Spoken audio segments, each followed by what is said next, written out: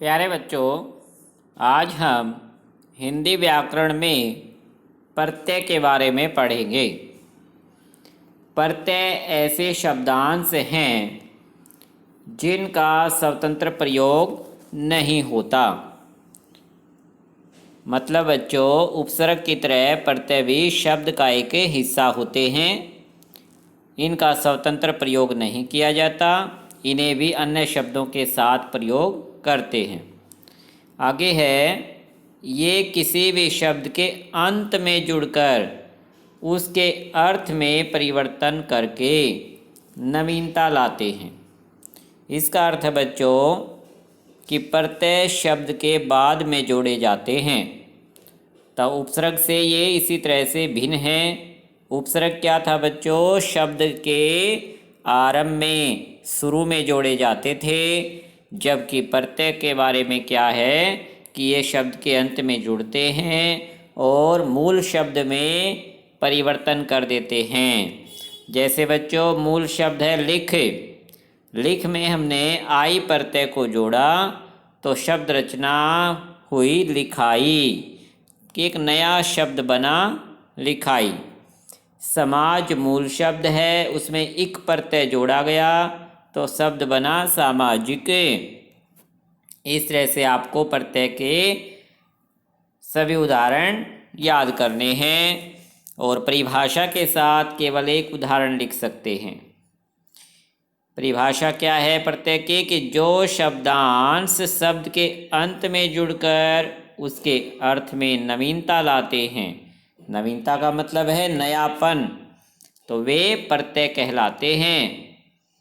जैसे कोई भी एक उदाहरण लिख सकते हैं कि थक प्लस आना थकान, थक प्लस आन थकान। ये नया शब्द प्रत्यय जुड़ने से बना है।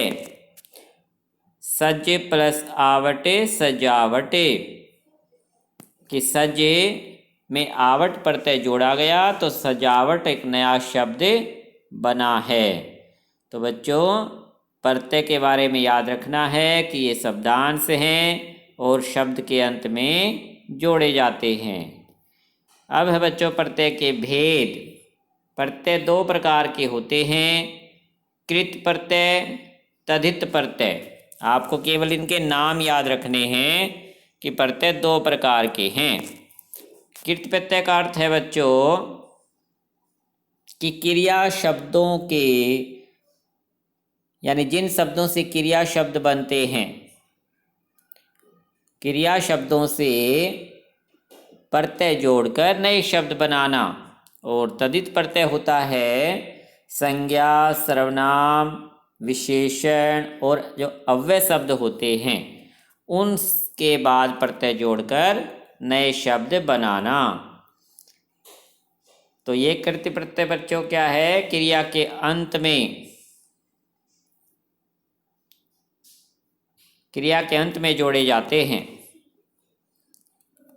आपको केवल इनके उदाहरण याद करने हैं। कैसे याद करोगे?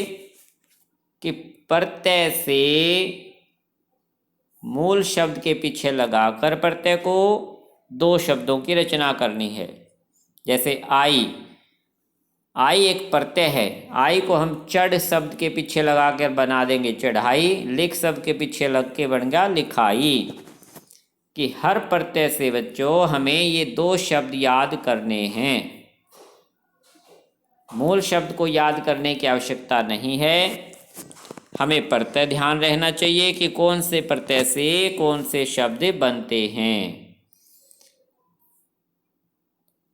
जैसे आका प्रत्यय, कहा जाए कि आका प्रत्यय से दो शब्द बनाइए, तो लड़ाका, धमाका और भी अन्य शब्द बना सकते हैं। जरूरी नहीं है यही शब्द बनाएं।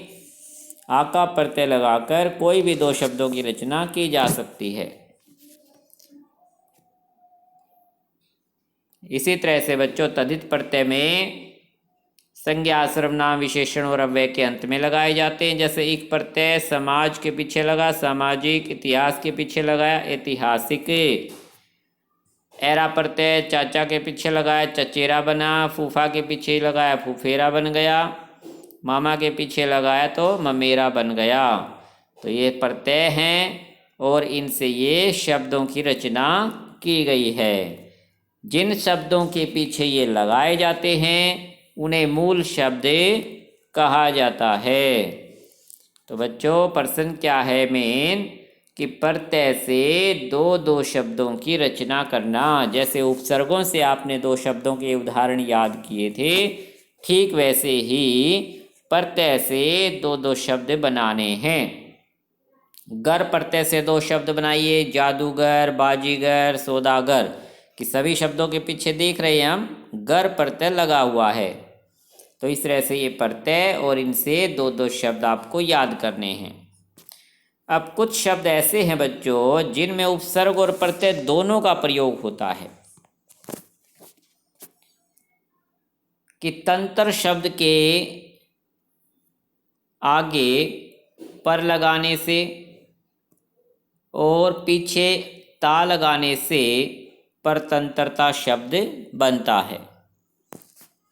या यूं कह लें कि जो परतंत्रता शब्द है उसके आगे पर उपसर्ग जोड़ा गया है और पीछे ता प्रत्यय जोड़ा गया है, तो परतंत्रता शब्द की रचना हुई है। इस परतंत्रता शब्द में जो मूल शब्द है वो है तंत्र। तंत्र शब्द के आगे पर उपसर्ग और पीछे ता प्रत्यय जोड़ने से क्या बना? परतंत्रता। तो इस तरह से बच्चों इन शब्दों में उपसर्ग का प्रयोग भी किया गया है और प्रत्यय का भी। यानी इन शब्दों की जो रचना है, मूल शब्दों में शुरुआत में भी शब्दांश जोड़े गए और बाद में भी शब्दांश जोड़ा गया है। अब शुरू में जो शब्दांश जोड़े गए उनको उपसर्ग कहा गया है, बाद में जो शब्द जोड़े जाते हैं उनको प्रत्यय कहा जाता है। तो इस तरह से बच्चों नए शब्दों की रचना हुई है। तो आपको इन शब्दों को भी याद करना है। आओ दोहराएं में बच्चों पूरे पाठ का एक सारांश है कि शब्द के प्रारंभ में जुड़कर उसके अर्थ में नवीनता लाने वाले शब्द उपसर्ग कहलाते हैं।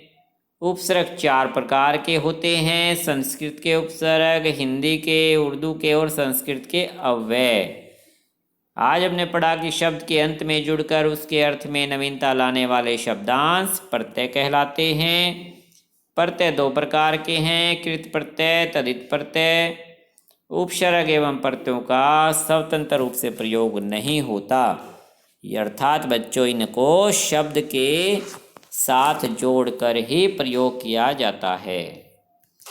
इस तरह से बच्चों आपको ये पाठ यहाँ तक अच्छे से रिवाइज करना है। सभी प्रत्ययों से दो दो शब्दों की रचना करनी सीखनी है। अच्छा बच्चों, धन्यवाद।